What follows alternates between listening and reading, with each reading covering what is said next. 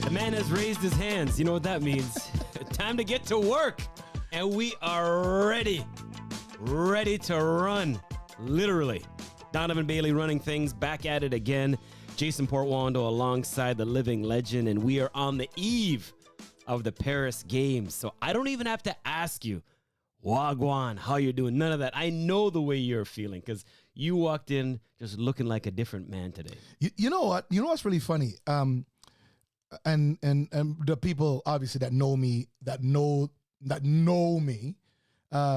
know that I get really nervous just before the games.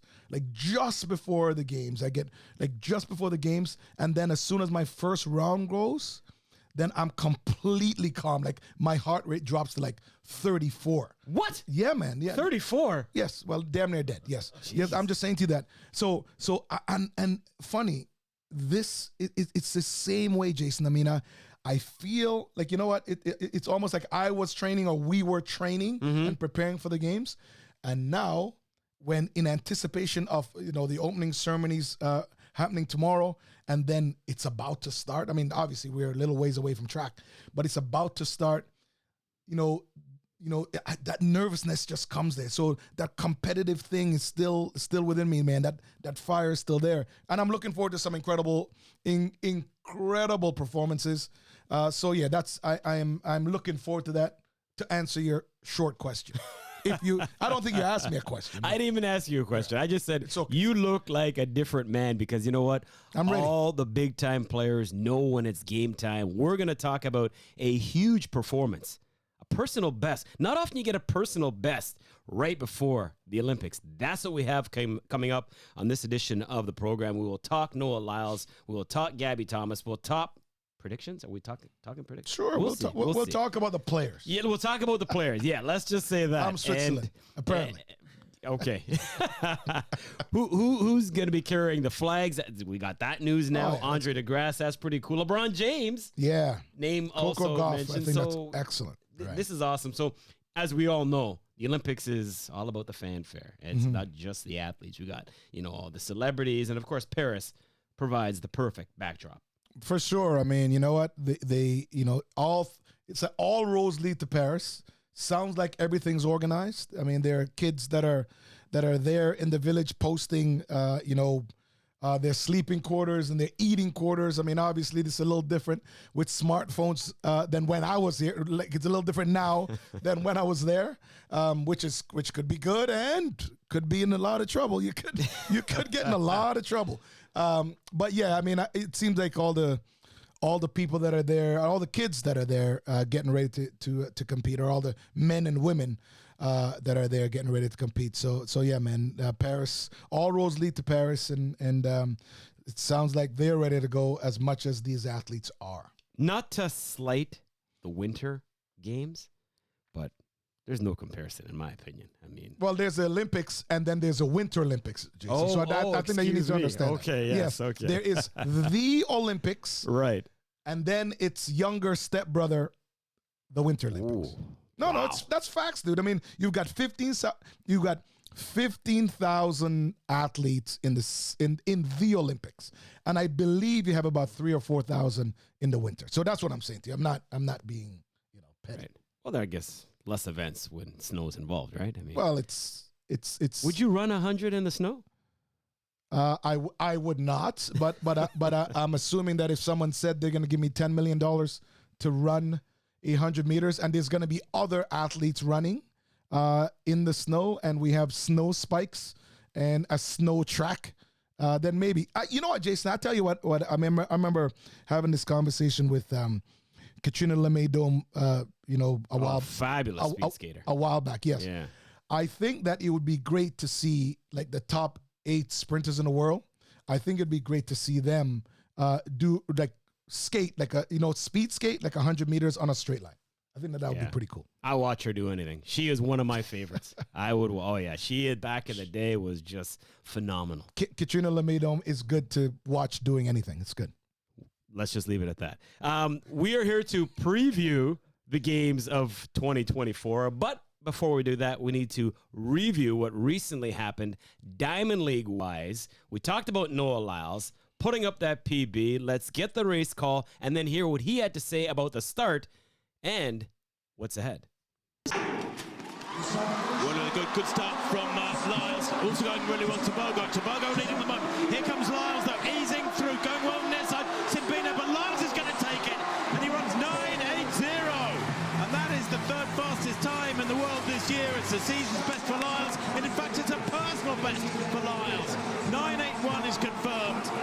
I definitely have seen better in practices, but the rhythm is there, and it's just constantly improving. And what I wanted to see from it has shown up, and I'm ready for it to keep going more and more and more. You know, to say that this is, you know, my peak is non-existent. So he said it's not his peak, right? His start still needs some work, but he's getting better and better. So if you're running a personal best before the big event itself, and you said there's room for improvement, to me, he's trying to send a message not only to the Jamaicans, but to everybody else out there. Well, I think Noah's been trying to send a message all year, and what he said is what's expected. If you're going into the Olympic Games and you're going in as the favorite, or at least one of the favorites, then everything that he just said, it's what's expected. Right. All of these athletes, Jason, are training through all of these competitions, right? And what you're doing, regardless of the event, is that, especially in the 100, where it's such a technical race, you're tinkering with everything. You're tinkering with the blocks, with your transition, with breathing, with understanding. You know, when you can run past someone, you're doing all of those things. So yeah, I mean, you know, number one, Noah, congratulations on running a personal best. Yes, is if I'm gonna be critical of his race, you know, obviously he's got to work on his start. But I mean, people said that about me all the time. But I still won on broke world records. The race that he ran though was very good. The fact that he can, in this field where there are several people that are going to be in the finals in Paris, you know, he's looking good, man. I mean, I got to tell you though. Letsile Tebogo was smiling. There was a couple. Why is that? Akani Simbine, because I think that there's so much more. I mean, the two Africans. Let's not sleep on them, man. Okay. Yes, Akani Simbine is been consistent this year, as I've been saying all year. He's unafraid of anything that's going on. Letsile Tebogo, he looked like it was just a run for him. It looked like he had done a couple of rollovers or a couple of runs before, and he's going to do one or two after that race. So I think that the 100 meters is a toss-up. I mean, yes. I mean, I'm very certain that you know, on paper, Noah probably is the favorite because he's put it out there, and he's trying to manifest that. But that's not how the 100-meter goes. There's going to be some players that feel that they can go in and they could drop a couple of bombs, and they themselves can break records and win the gold medal. That's what you call a tease, because coming up later on this program, inside the anchor leg, this man will give us the players for the 100 men and women, 200 men and women, and we'll talk a little 4x1 as well. But yeah, Noah Lyles, that was huge. Officially 9.81. That's big. A new PB, obviously. Every time it's a PB, it's a new one. Right. 9.83 was his previous best. Third fastest 100 we've seen this year, behind Kishane's 9.77, Ferdinand Omanyala's 9.79. But now you got this. But if you listen to the news, I love this because I was just reading online, reading some of the comments. And of course, anytime Noah goes and does any of these high-profile appearances, which rightfully so, he should. He's the reigning world champion. He's also, you know, the favorite or one of the favorites going into Paris. They regard him as the fastest man in the world, and I'm very certain that Kishane Thompson is smiling, and he ain't saying nothing. And I'm certain that Oblique Seville, who is probably living rent-free in Noah's head right now, has something to say about the fast man of the world thing. And like you said, Ferdinand Omanyala, you can say Omanyala. Yeah. He has also ran very fast this year. And there's a couple of guys that's hovering around the 980 to 985 or 988 mark. That's going to have some things to say about that. So it is going to be amazing when the gun goes in the heats or quarterfinals of the 100 meters. Lyles heads to Paris. High expectations, right? So this is what he said. 4 gold medals, he said, He right? said, unequivocally, quote, unquote, I'm going to win. That's what I always do. End of quote. So anyways, it's a quote, unquote, just so you can make that official. And I think he's right. He is going to win. But You think he's going to win? The 200, yes. I didn't say the 100. I just said the 200. What the hell is wrong with you, man? That's all I'm saying. Anyway, we're going to get to the players coming up a little bit later on. But, yeah, that was definitely the race of the week. As always, we need to thank Biopods for, being the sponsor when it comes to our race of the week. Biopods, empower that every step. Check it out at biopods.com. So, Noah Lyles wins over Simbine and Tebogo, as talked about. Yeah. Hinchcliffe was 4th. Akeem Blake was 5th. The top 5 all were sub 10. Yes. That was impressive. Yes. Well, I mean, it's that time of year. They better, exactly. It's that time of year. I mean, over the from the London meet to the first race, to the first round of the 100 meters, every one of these athletes are going to be sharper. Every one of them will be working on their final preparation of exactly how it is that they're going to execute the perfect race or attempt to execute the perfect race at the game. So I'm looking forward to that, dude. So the fact is that all 4 of these, there's 4 or 5 guys? 5 guys. There's 5 men that went sub 10 seconds. And that is the marks, regardless of equipment, carbon fiber shoe, all that stuff. The threshold is still 10 seconds. And if these guys are doing that, closer to running the Olympic finals in Paris, and we had a few guys who had things to say that weren't in that race, it's going to be spectacular. Bring it on. Noah Lyles. Now, he's from Gainesville, Florida. Mm-hmm. And this is a nice little segue because we're going to head to that exact locale. Talk about what took place at the Holloway Classic. And Erriyon Knighton, I mean, talk about fresh legs. We all know that he is back. Probably has the freshest legs because he hasn't done much this year. Right. But he was able to win in 1992 over the Jamaican Javon Powell. Robert Gregory of the United States was 3rd. Well, the 1992, I mean, I watched the race. Yes, he does look like he has some race rust, but also a big part of that might not be just race rust. It actually might simply be the fact that all what he was going through this year probably weighed a lot on his brain. Right. Right. And so that could just be cortisol. That could just be, but essentially what's going to happen is that his coach is going to figure out how it is that he needs to be sharp. The deuce is probably 2 weeks away. And so he's going to have 2 good weeks of training to put in. And Erriyon Knighton should be a player in Paris in the men's deuce. He continues to segue and tease because, yes, we'll talk players for the men's deuce as well. The full lap, the 400, Quincy Wilson, this kid, this high school kid is unreal. He continues to shatter his own U18 mark. He goes 44-20 in winning at the Holloway, and he beats Bryce Dedman, who was 2nd. Matthew Bowling was 3rd. So some young blood atop the podium. Dude, the kid's 16, man. He can run every day. The kid. Oh, to be 16 congratulations. Again. Man, just, number one, you're 16, so you already think you're invincible.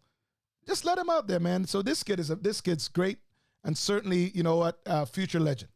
Yeah, 100%. And so Dedman, who finished 2nd, 27 years old. So, I mean, geez, that's incredible. He was damn near a big man when this kid was born. Is that what you're saying? Basically. Right, Basically. Okay. All right. Well, that's cool.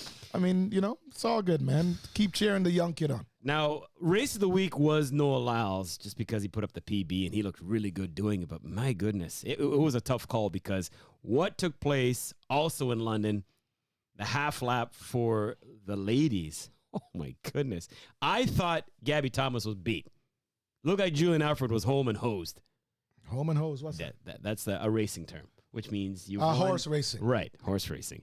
You're home, you're getting hosed off, which means you've done your job. You're good, right? You're back in the saying that barn. about women? No, I'm saying it's a I racing apologize term. for Jason Portuondo. No, it's a racing term. Home and hose means that you're an easy winner. You're an Let easy me winner. educate you on racing Yeah, facts here. I don't know. Let me educate I don't know why you. you're educating me on horse racing. It's a on racing this term. podcast. It's a racing term. Racing is racing. We don't care. Gabby Home Thomas. and hose. That's what he said. Home and hose. That's right. Okay. Gabby Thomas with a thrilling stretch drive. Can we use stretch drive? Because that's a you horse can't do racing that. team as no, well. we can't do Right? The horse racing that. term as We well. can't do that. Gabby Thomas splits rivals and she gets up to win. It was a phenomenal finish. If we get anything like that in Paris, oh, man. You know what? I was looking forward to this race, and I think that you and I talked about it last week. I was looking forward to it because I wanted to see what Dina Asher-Smith was going to do. Yes, I remember you saying that, yeah.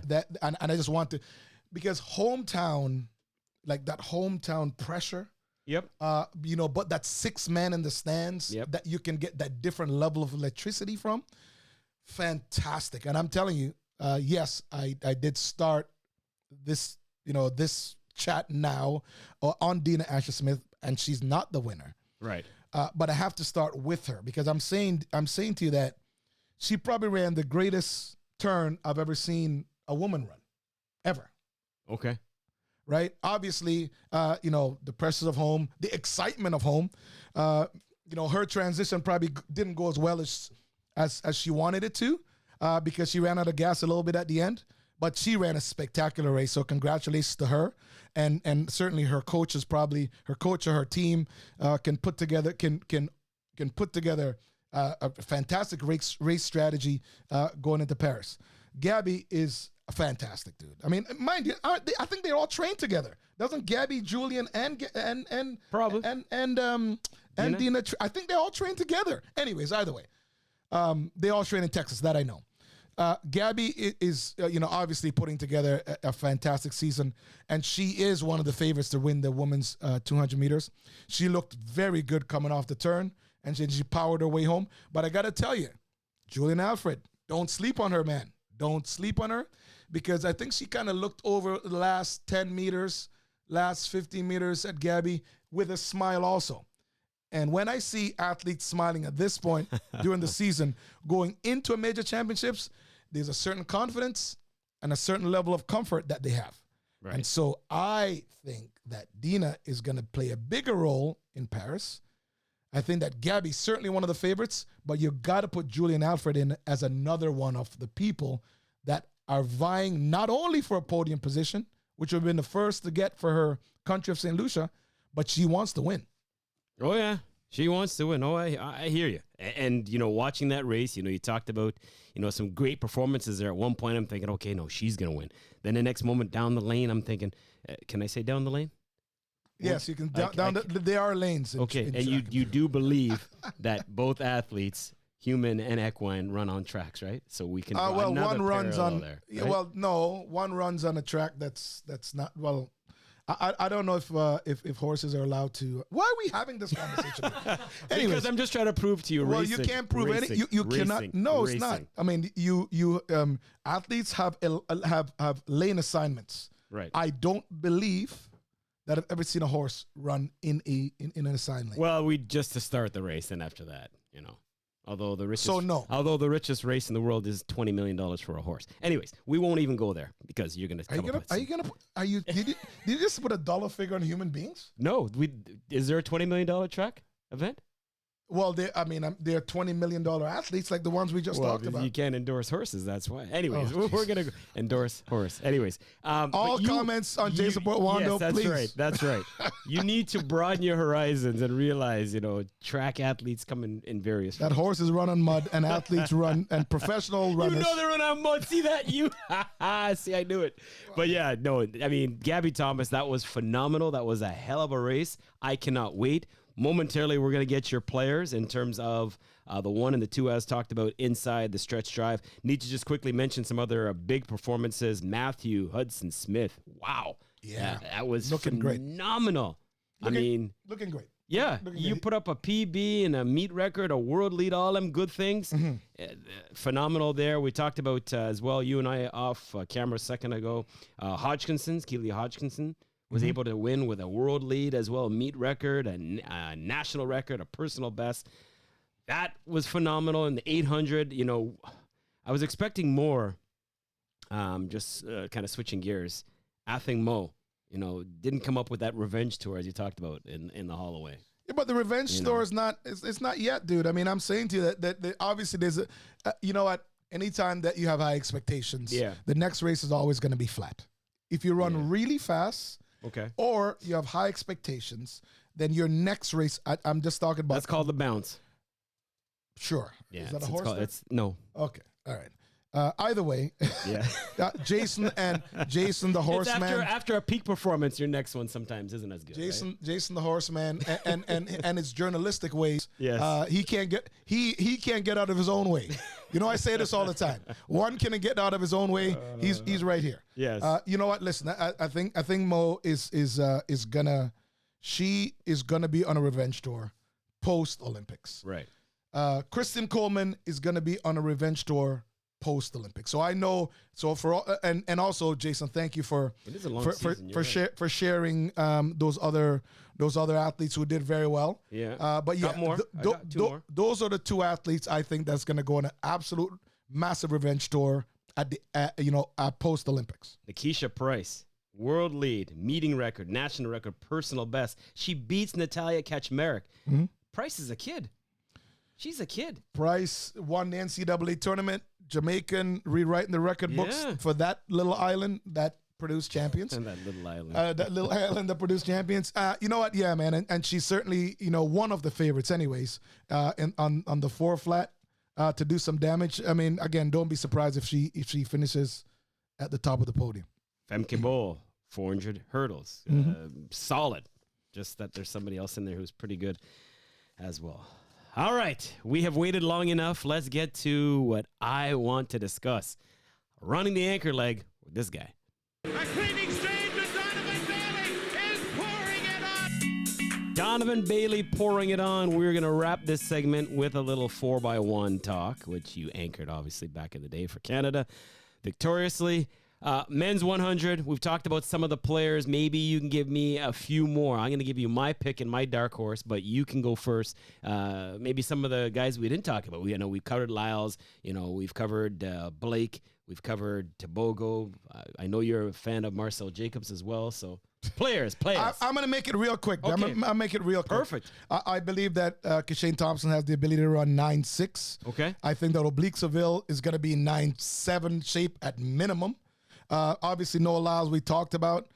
Fred Kerley, not a lot of people are talking about Fred, but Fred's got to show up. And, I mean, Fred showed up at the U.S. trials, ran 9.8. He hasn't competed since, so we're going to see what's going to happen. Tebogo looks too relaxed. Right. Too relaxed, meaning that he has something up his sleeve and he's going to drop some licks on somebody, right? Marcell Jacobs, Jason, I told you this before, has the physical tools to repeat as Olympic champion, and the guy ran 9.80. So he's no slouch. So, I mean, again, someone could be a player. Amanyala, you know what? He started the year running slow, and now he's ramping it up to run fast. So I'm looking forward to him. Bednarek might be a sleeper. Might be. No one's talking about him. No. Very interesting. We will see about him. You know what? Akeem Blake, again, somebody that could do a lot of damage. And again, maybe one of the dark horse or the sleeper that I might have. Whoa. The who? The dark what? The dark horse. The dark horse is actually the light-skinned guy. The dark horse. Yes, it's actually our own Andre de Grasse. I think that if Andre makes it, Andre has been running consistently all year, right? He's injury-free, and I think that if he makes it to the finals, you know that he's not going to panic. And in the Olympic finals, there's a lot of these guys that they're get really tight. And so, I mean, he might be the dark horse. All right. We finally got you to use the word horse. Thank you. I appreciate that. So those are the players. I'm telling you right now, my top pick, this might shock quite a few. Uh-oh. You ready? Oblique Seville. Oblique Seville? I got Seville winning. Listen. I got Seville winning. Jason. And my dark horse is actually, I'm going to flip this. Noah Lyles will be my dark horse. I don't have him as my favorite. So he's my dark horse, actually. I got Seville as my top pick. Well, listen, Noah's been consistent, but the 100 meters is the 100 meters. Yeah. And let me tell you something. That is absolutely not a bad pick at all, because I got to tell you, in the last 2 major championships, Oblique Seville has gotten the worst medal in track and field, 4th place. And I'm telling you, Is that like he zinc or feels that he's got wood. maybe? wood? Okay. Yeah, but I'm saying that he has something to prove, Jason. So Right. that is absolutely not a bad pick at all. And I got to tell you, man, I mean, you know, depending on the heats, depending on the semi, Noah, and again, Noah could win easily. However, you know, I think that there's a lot of these guys that's not going to make anything easy. And that's what the 100 meters is all about. Keep this anchor leg banging. Okay, women, 100 meters, players. Obviously, you're going to have the she battle in there of Sha'Carri and Shericka. Shelly-Ann, right. the S ladies. Yeah, exactly. The S on the chest ladies. No, listen. There's 3 of them. They're SHE. Yeah, you know what? Sha'Carri obviously is favored because of what she's done and what she is doing. Okay. All right, and also she won from the island of lane 8 or lane 9 last year, so she has to be commended for that. But I got to tell you, my sentimental favorite is Shelly-Ann Fraser, because I would like for her to go out, retiring, winning. Right. Okay. That again. So I have to discuss that. Shericka, again, I saw Shericka's face. And again, as a competitor, I know how this works. I saw Shericka's face last year after the World Championship Finals in the 100 when she thought she won. And man, she knows that she has revenge on her mind. That's what I'm thinking, right? So I want to see Shericka, Shelly-Ann, and Sha'Carri beside each other, right? Julien Alfred, oh my God, she's going to be something. She's going to be something. Nothing to lose. Going in there, nothing to fear, right?